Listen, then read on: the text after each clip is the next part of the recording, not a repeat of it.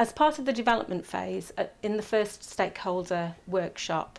we presented the findings of the primary research and the insight that we'd generated as a result, and we sense tested it. We asked people for feedback as to whether that was their understanding of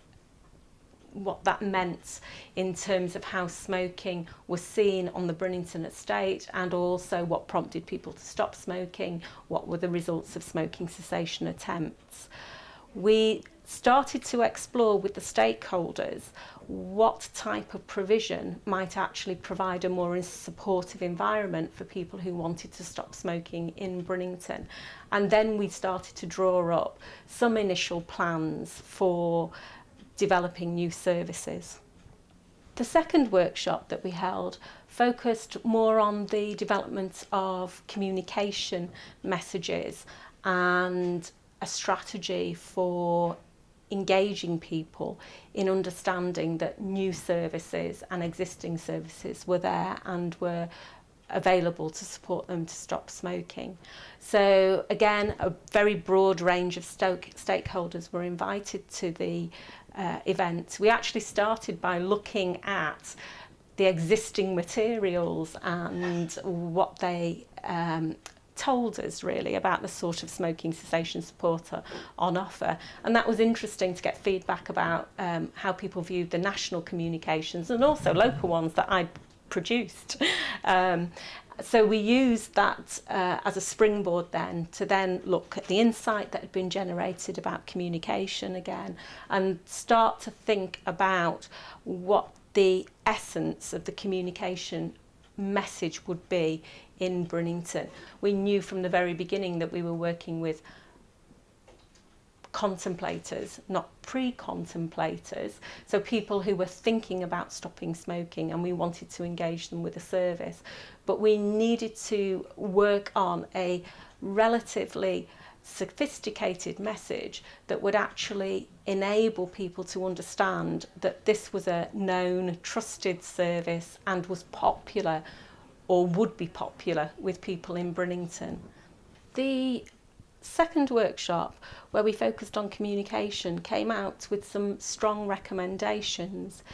Certainly it was felt that the focus of the communication should be that the services were local to Brinnington, that they were specific and specially created to support people in Brinnington. The insight that we generated from the stakeholder group where we looked at communication was written up into a creative brief with the help of somebody recommended from the National Social Marketing Centre.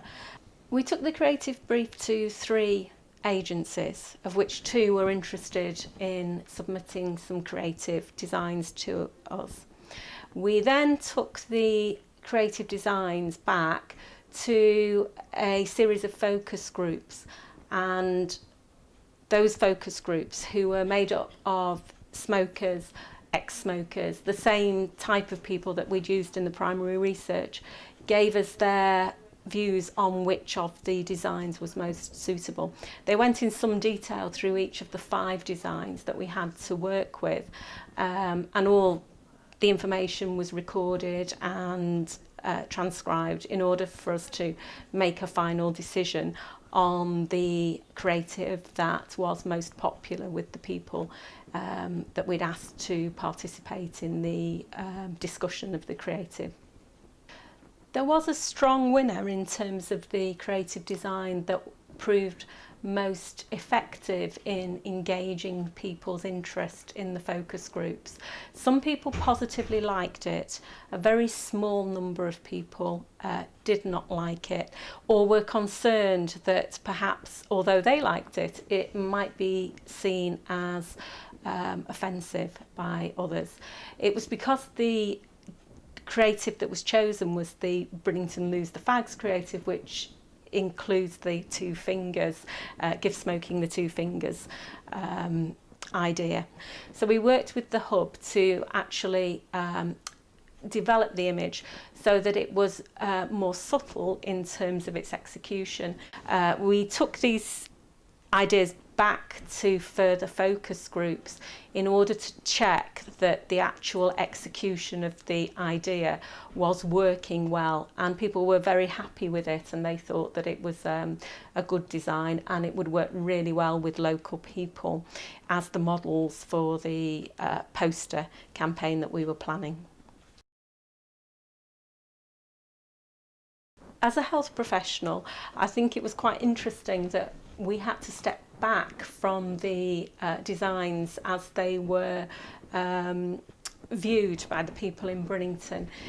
using the focus group to lead entirely our decision about which was the best communication. It did mean that I had to do additional work in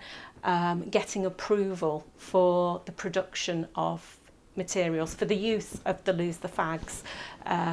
brand and imagery. I had to get the approval of the chief executive of both the NHS and of the local authority and of the lead councillors in order to feel comfortable and to reassure them that this design had been chosen by the people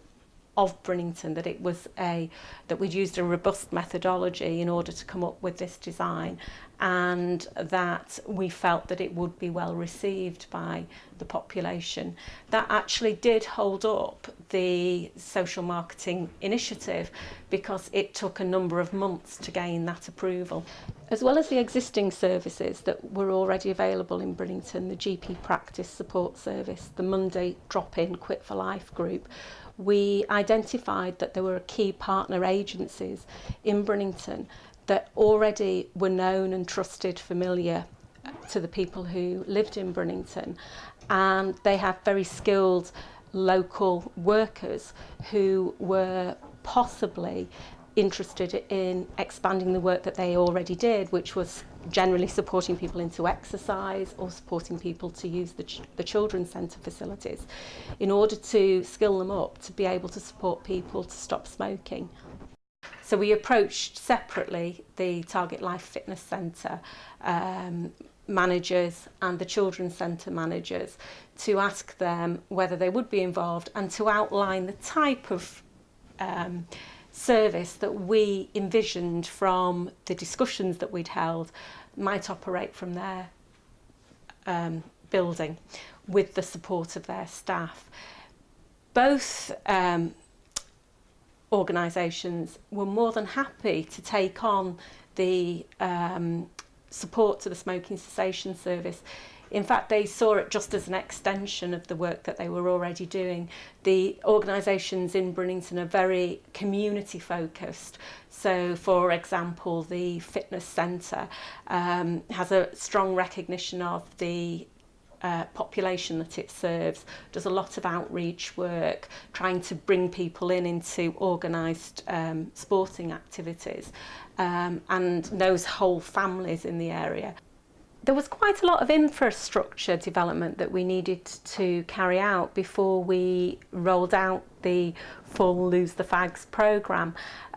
We had to work with both the Children's Centre and the Lapwing Centre in order to skill their workers up to feel confident in providing smoking cessation support. So quite a large number of the staff from both organisations came together on a specific smoking cessation course that we established for the Brinnington area, and in fact we're committed now to run that on an annual basis to train new staff. We also needed to work on new methods of getting people access to the most common at the time